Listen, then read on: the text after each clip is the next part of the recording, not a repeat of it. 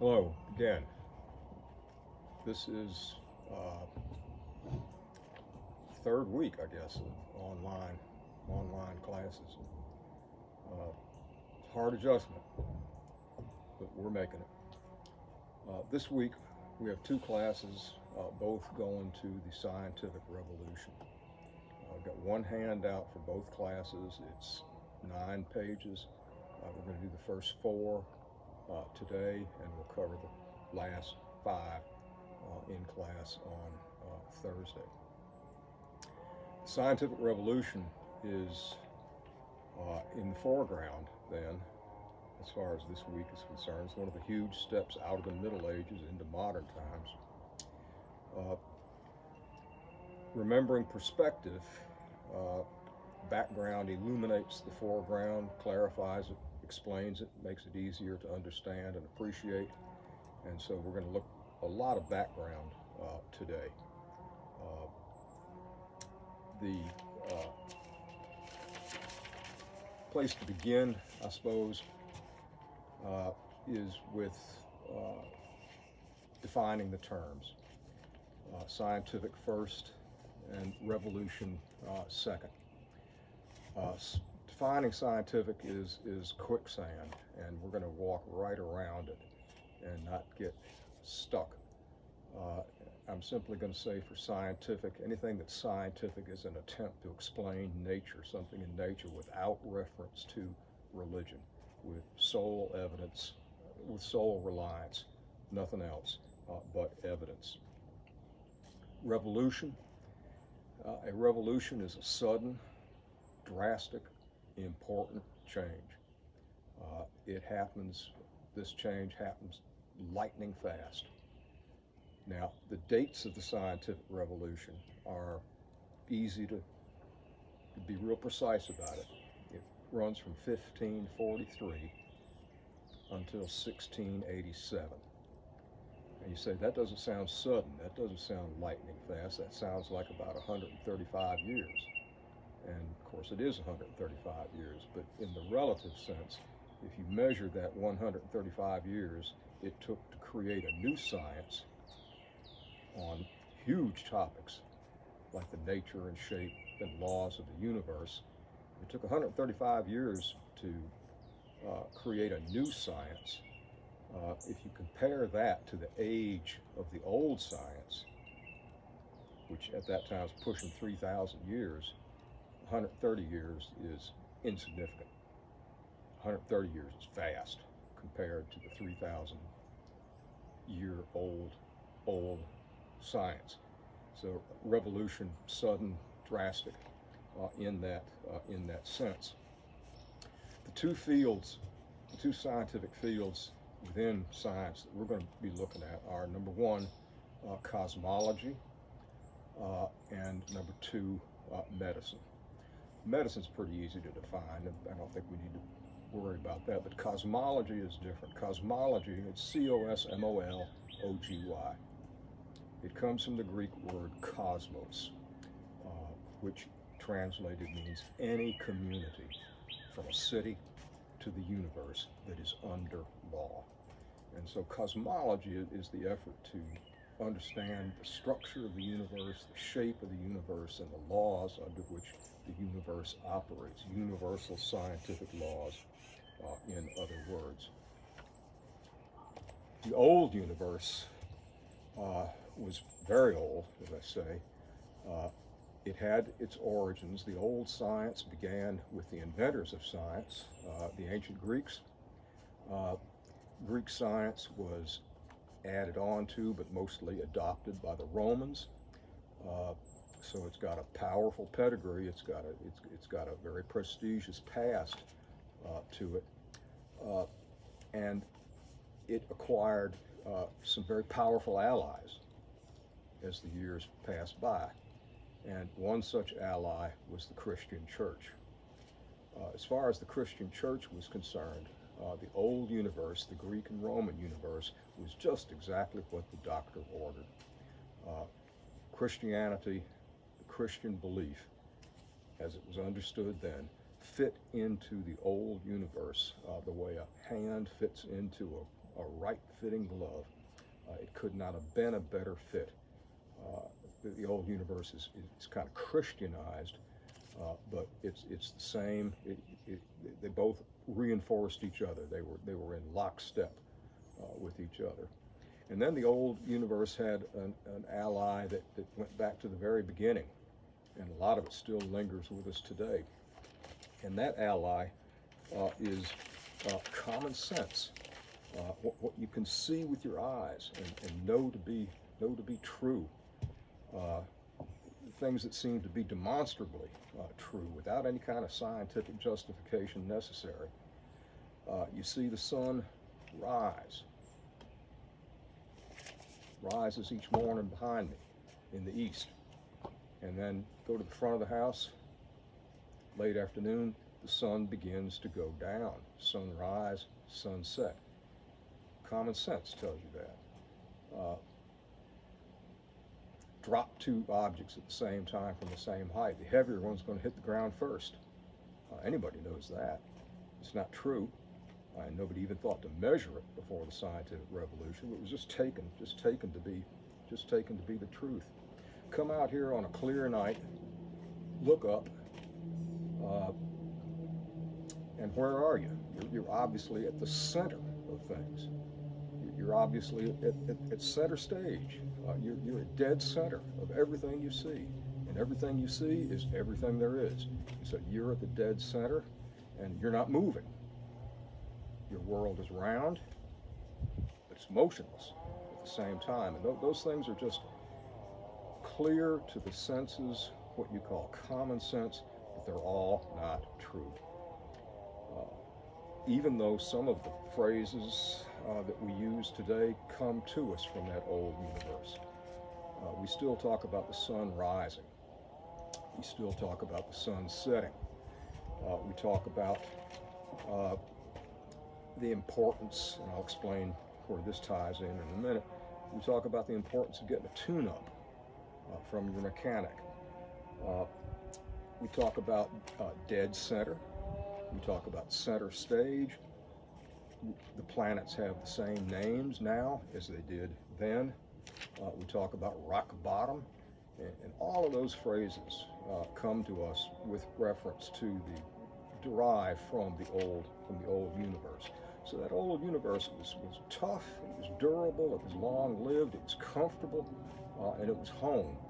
And we know that already just by knowing the very few basic things about it. Strong as it was in the scientific revolution, the old universe met something stronger. And what it met in the scientific revolution was the theory and practice of the scientific method,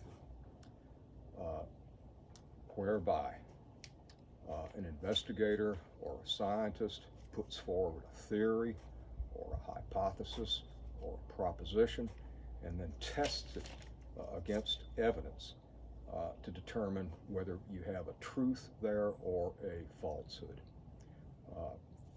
If you find that you have arrived at a truth, you don't want that truth to last long. You want it to be questioned right away. We don't want to take medicine that Roman doctors would have prescribed. We want medicine that's up to date, that is being constantly changed. What's true yesterday better not be true day after tomorrow. That's what we expect from science, and we've expected that since the scientific revolution. The old universe was also, and we're just talking around it now, we haven't actually gotten into it, but the old universe was also very small. Ancient man, medieval man, Christian man had no conception of the vastness and the size of the universe, and the numbers I'm about to give you are almost incomprehensible here in 2020. The distances are just overwhelming. We're 239,000 miles from the moon. That makes the moon next door.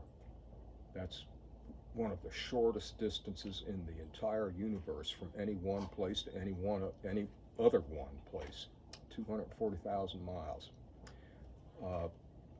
Thinking about the sun is a different thing altogether. We're 93 million miles from the sun, yet it only takes us 365 days to orbit around it. Now, ancient man and medieval man didn't believe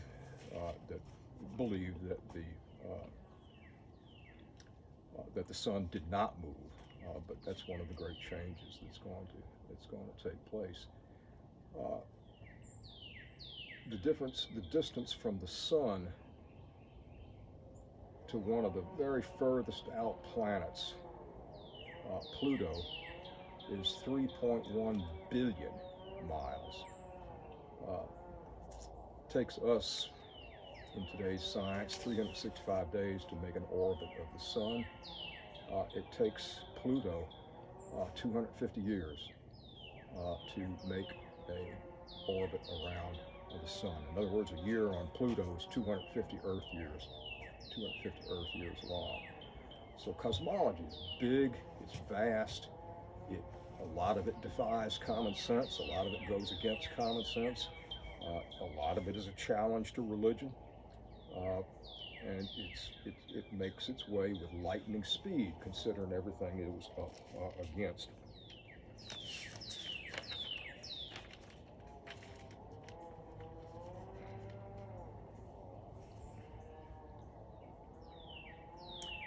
The immediate background to the scientific revolution was the Reformation. Reformation is so close, it even edges into the scientific revolution. It's right there. Remember, Luther's year was 1517. And from Luther on, every single Christian had to make a decision. This is what science saw looking over its shoulder at the Reformation. Science could see that every single Christian individual had to make a decision. Luther was either right or he was wrong. There wasn't any middle ground. There wasn't thought to be any possible workable compromise solution. A lot depended on your choice. The fate of your soul depended on your choice. And it was also obvious to scientific-minded people that although Luther and the church couldn't both be right, they could both be wrong, therefore canceling each other out and putting us in a position where we need a new standard of truth, a new standard by which to measure beliefs other than faith. And that new standard of truth is evidence. Scientifically gathered evidence to test against hypotheses or theories or propositions, whatever you want to call them. The scientific revolution, in other words, is going to bring forward a different frame of reference by which we determine what's right and what's wrong, what's true and what's false. When I say different, I mean different from faith.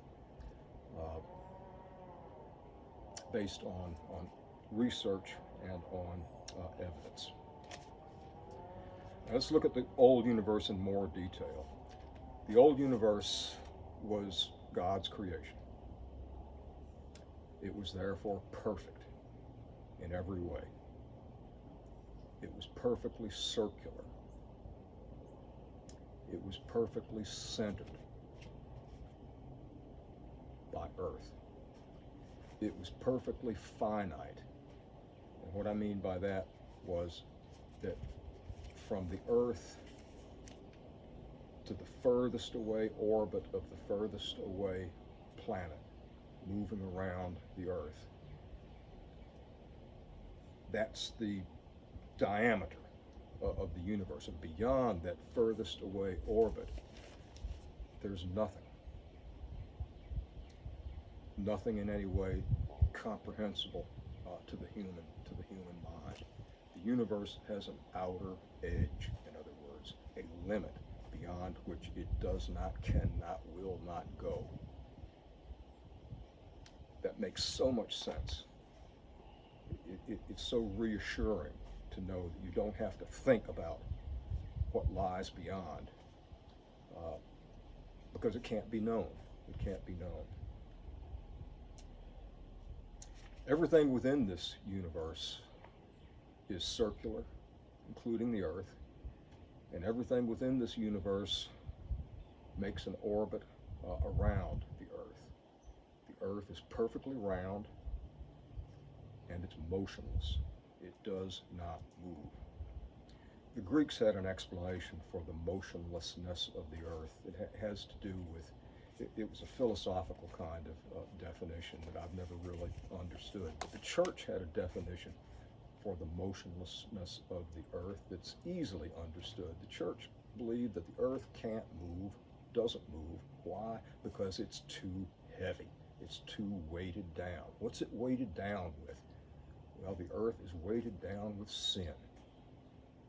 And since the wage, the salary that sin pays is death, center is not just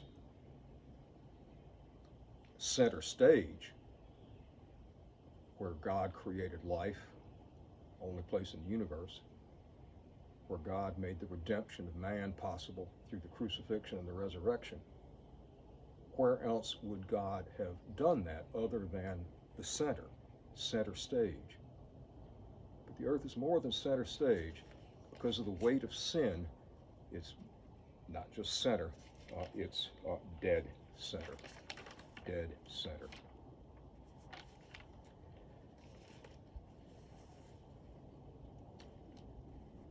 This universe, this perfect universe, is in perfect harmony with itself. Everything has a place, everything fits in, motion is regular, predictable around the Earth. The orbit of every planet is predictable and orderly, and everything is right on time, all the time, every time.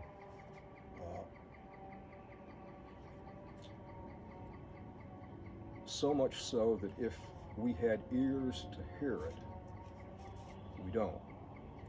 We're not supposed to. But if we had ears to hear it, we would know that the universe in its perfection, its perfect harmony, from the universe emanates a kind of music, which the Greeks called the music of the spheres, or ethereal music, and which the church came to understand and call the heavenly choir. We can't hear it in this life, but it emanates from a thing like the universe that is so perfectly arranged, harmoniously arranged, and in perfect sync with itself all the time. Let's look for a moment at how the old universe looked, not at Earth, but at life on Earth. And here we have reference to a concept that is widely shared, widely believed in, but not a book by that title. Just a concept that was in the who doesn't know that category. And it was especially strong in England, in the English-speaking world, during the 1500s, during the reign of Queen Elizabeth, or in the time of what's called Elizabethan England. And this concept was referred to as the Great Chain of Being. And it arranges God's creation in the same perfect way that he arranged the cosmos, the cosmic part of his creation. It is a ranking of everything created by God, with each level of the hierarchy or the rank being subdivided, in some cases almost endlessly subdivided, but everything in its place. And it begins in the realm of pure spirit. And at the very apex of the chain of being is God, who is pure spirit, but needs to be subdivided into the Trinity of God in three persons. No material form, no material body, but pure spirit. Immediately beneath God are the angels, and there are 7 different varieties, 7 different kinds of angels. They are spirit. They are almost all spirit, but they are saddled with a material body. The same is true of the next level, the fallen angels, who are fallen for sure, banished for sure, but so high up, because we're not near the bottom yet, so high up in the chain that it's natural that they would have a lot of power and a lot of influence over the next level in the chain, which is mankind. Mankind is mostly material, but with a little bitty spark of the spiritual in him, and we call that the soul. Can't be located anatomically, but because it's immaterial, but it's a part of each of us, as much as your heart is a part of each other. The link between God and man in the great chain of being are kings and queens. Kings and queens are God's lieutenants. They're God's friends. They're God's helpers. They are king and queen because he has determined that this person be king or queen at this place at this time. That's not a haphazard thing. That's God's plan. And to defy God is to defy a king or a queen is to defy God, and that is an unthinkable idea. It's just beyond comprehension. Then, beneath kings and queens, there comes the hierarchy of the church, which itself is a kind of a chain of being, with the Pope, the Bishop of Rome, and all of the bishops beneath him whom he appoints, and beneath the bishops, the priests, and on down the line you go to the humblest of church offices, but an important classification of mankind. It goes down, the classification of mankind goes down next to aristocrats, and then to everyone else in that last position, that last ranking among man. Beneath man comes the animals, and it's interesting that the animals are referred to as the animal kingdom. There are human kings. Animals come in 2 classifications: wild first, and then domestic. The king of the wild animal kingdom is, of course, the lion. The king of the domestic animals ranking is the dog, because of his ability to herd and to guide. He's multi-talented. He can herd, he can guide, he can warn, he can protect, he can defend. He has a lot of different talents that no other domestic animal has anywhere near to that extent. Next come the plant life, and the oak is king. And then getting close to the bottom now comes the mineral world. Number 1 in that ranking, subdivided ranking, are precious stones, and then come precious rocks, and then, speaking of rocks, we get to the bottom.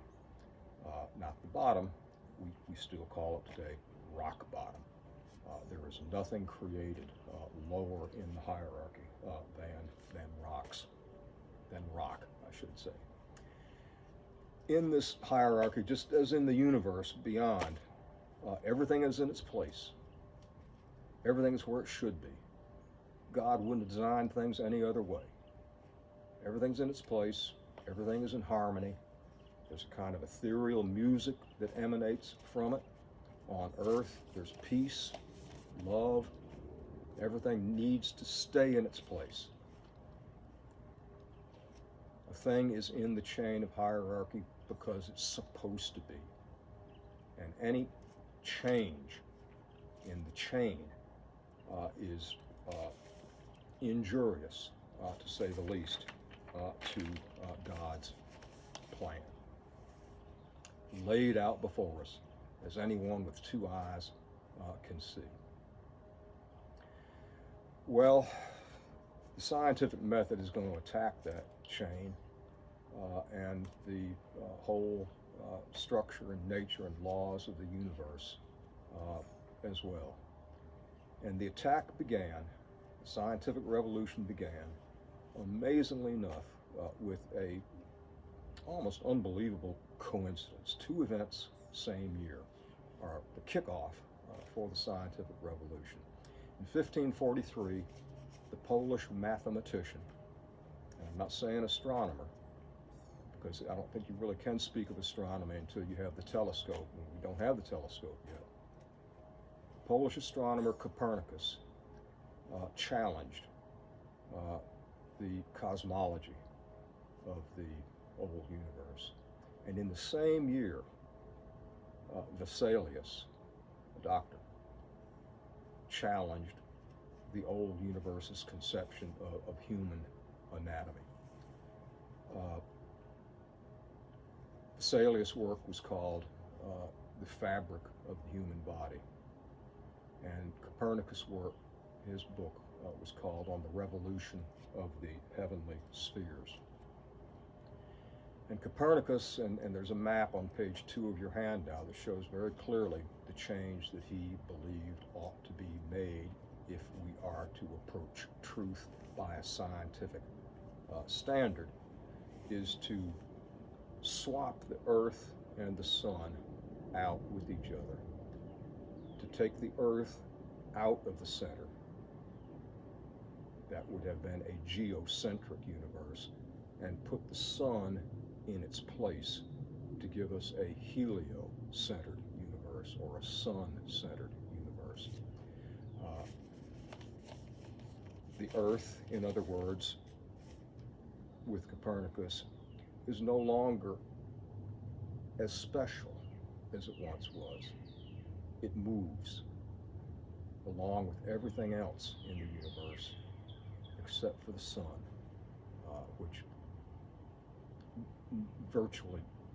is virtually motionless by any standard of comprehension. It's motionless. And the earth is just out there among the things revolving around the sun. That's its proper place. And Copernicus thought that, well, this ought to reinforce the harmony. It squares the harmony of the universe with the evidence he had. And the evidence he had was very sophisticated math. Copernicus was not an astronomer, but he was a mathematician. And the Earth-centered universe, the orbits just didn't make sense for the Earth not to. The math just didn't reinforce the idea of a motionless Earth at the center of the universe. But placing the sun there and the Earth where he believed it is, squared with the math, and therefore was a definition of, by the new definition of truth, was a truth. Or at least he thought so. The idea was bitterly rejected, bitterly debated, and one way of looking at the rest of the scientific revolution is as a debate between Copernicus being right or Copernicus being wrong. And the conclusion at the end conclusion is that he was right. And the evidence that proved him right was not only overwhelming, but it was of a new kind.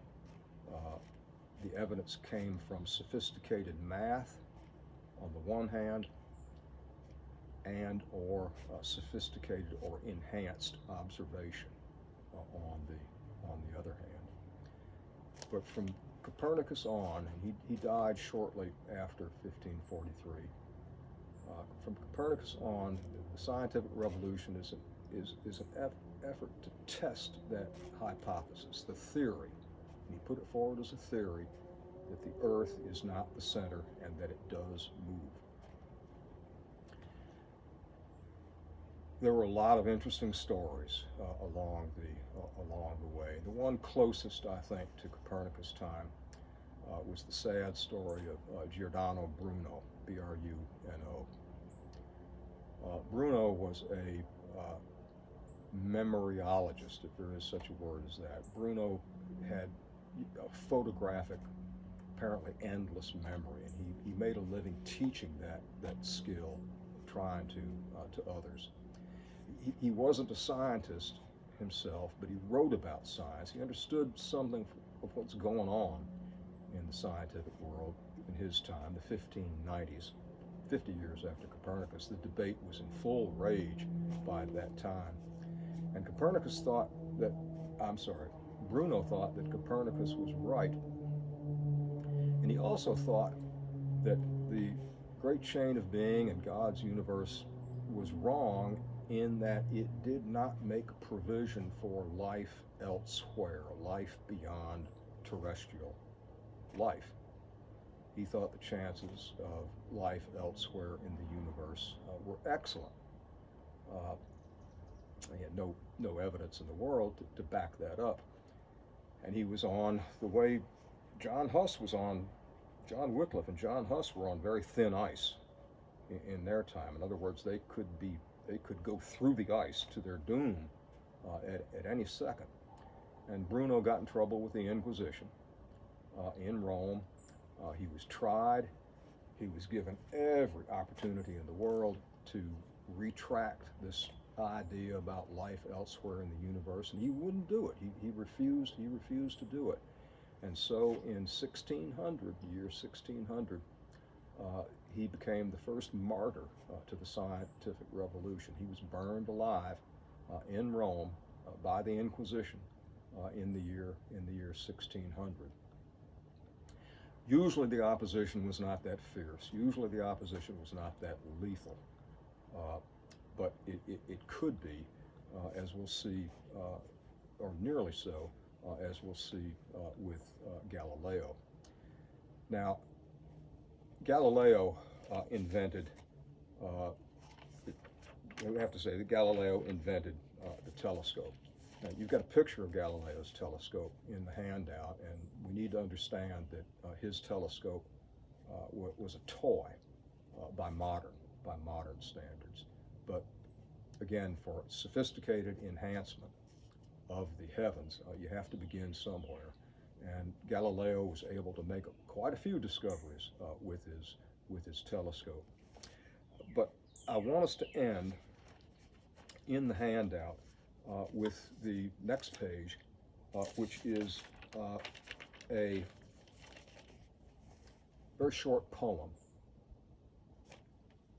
by a poet who wrote it in the 1960s called Ernest Kroll. Don't know anything about him, never been able to learn anything about him. But he wrote a poem in the 60s, 1960s, called 16:9, and you've got it in your handout.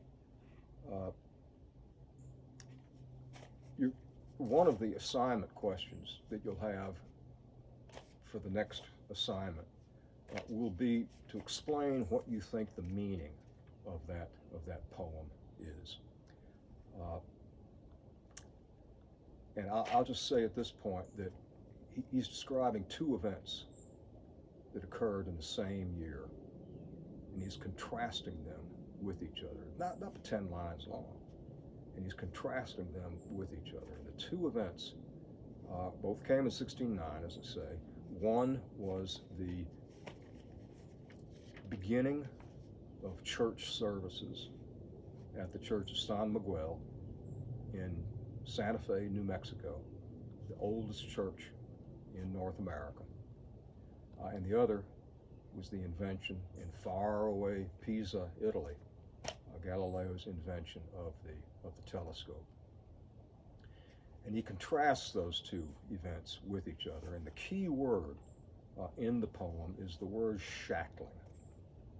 Shackling is an adjective. It comes from the noun shackle. A shackle is anything that impedes your motion, like cuffs or a ball and chain, or anything that impedes your thought. Anything that gets in the way of freedom of thought is a shackle, a restriction, a shackling. Whatever it is a restriction on human freedom. And he uses the word shackling to describe what's happening in Santa Fe, New Mexico on that day in 1609, and contrasts it with what is about to happen as a result of that other great event, 1609, Galileo's invention of the telescope. We'll begin there next class. We're good.